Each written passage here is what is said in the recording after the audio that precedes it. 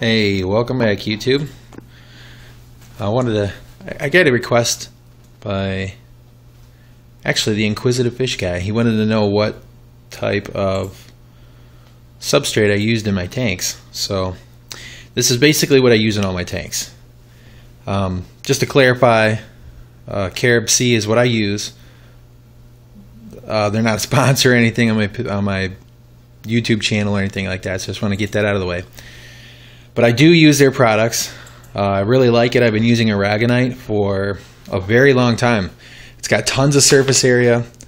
I do weekly water changes of 50%.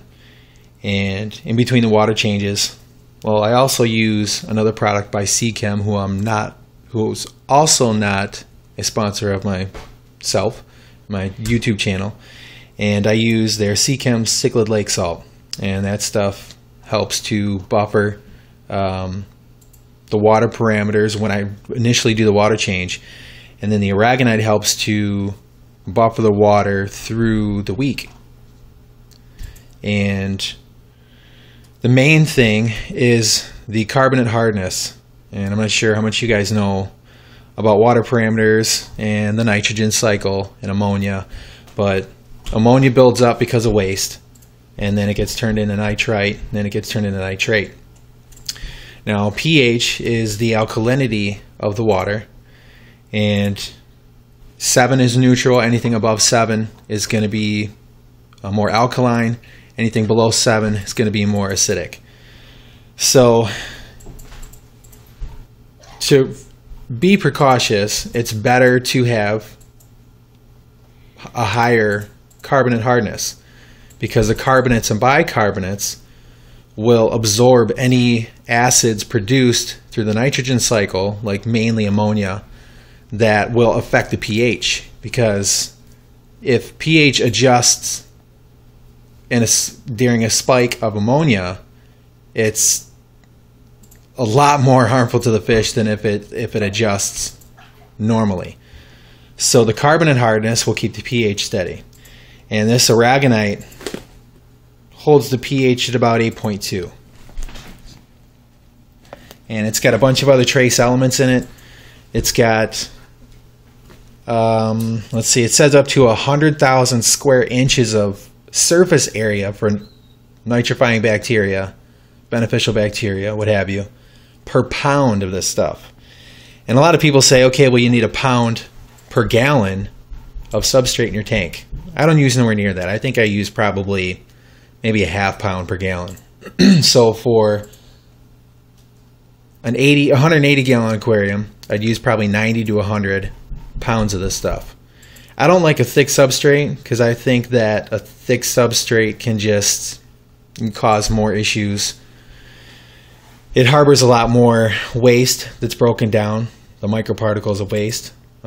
So I like to have a thinner substrate, and that seems to help a lot better with clarity as well, because you don't get that buildup, and it's faster to siphon and clean, because I like to siphon like once a month at the least, and that just helps to keep the water clear, helps to keep the nitrates in check along with the water changes as well. So I use canister filters in all my tanks except for the fry tanks. I use sponge filters. Some people say that the canisters are nitrate factories, is what I've heard. Actually, a pretty good buddy of mine has used that before. I don't really agree with them, because I mean, I think that any filter doesn't make sense that, you know, one filter over another is going to harbor any more nitrates. I think it all boils down to how often you clean them. And, you know, I clean every, I would say probably every couple months. Depends on the tanks. I mean, I got a, you know, FX5 on 180 gallon, and I'm not overfeeding. I do regular water changes. I siphon the substrate once a month. So that helps to keep the buildup of waste down on a regular basis inside the canisters. So, but yeah, this is what I use. To get back to the aragonite here, these are two different bags. It's just, I think they probably updated their bag. This is a newer bag and this is an older bag, but this is a sea floor special grade reef sand, and I have shells and other stuff in here now, but this is one bag that I had left over. And this is the size of it, though. It's pretty... I don't know why I'm not getting focus in there. There we go.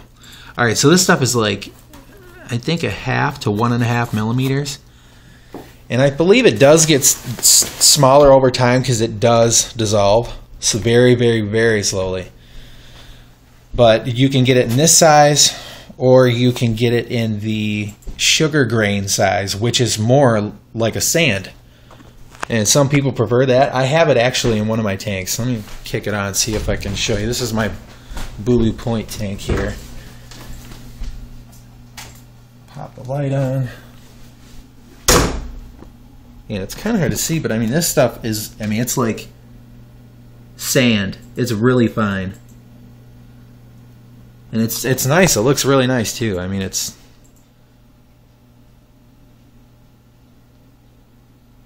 just like sand, really. I mean, essentially, it's the same size.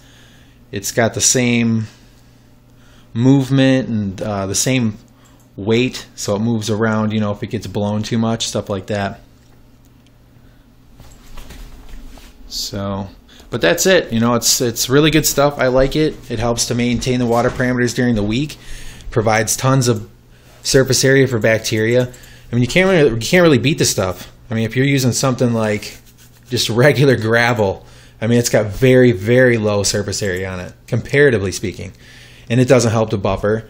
Some people use crushed coral. That stuff's nice. I just don't really like the way it looks. I don't think that it's has the same potential as this stuff, as the aragonite, as far as the trace elements and stuff like this has in it. And trace elements are very important. The fish deplete that stuff during the week. So, I mean, as long as the tank's not overstocked, it's not really that big of a deal. Seachem does offer something called trace elements for the rift lakes, if that's something you're interested in. They also have a buffer as well. They got tons of stuff. Great company. Once again, you know, they're not a sponsor of my channel, so let's make sure that's clear. So yeah, that's pretty much it. I like the stuff. I highly recommend it for anybody that's got African cichlids. I mean, really any tank. I mean, you can use this for freshwater, saltwater. They have live. It's got beneficial bacteria in the actual bags. You can get that stuff. I've also used saltwater live sand. Actually, I believe it's that tank over there that has the saltwater live sand. I initially set that tank up with it. So, but all right, that's pretty much it. I just wanted to, you know, get that out there and let people know what I use. It's really good stuff. Highly recommend it. So between that and the weekly water changes and the salts that I use, which I also use aquarium salt, and then I also use Epsom salt along with the cichlid lake salt, and I use it all at 1 teaspoon each per 10 gallons. So just figured I'd cover that. I hope you guys liked the video. If you're not subscribed, please subscribe, like, and share the video. All right, take care, guys. We'll talk to you later.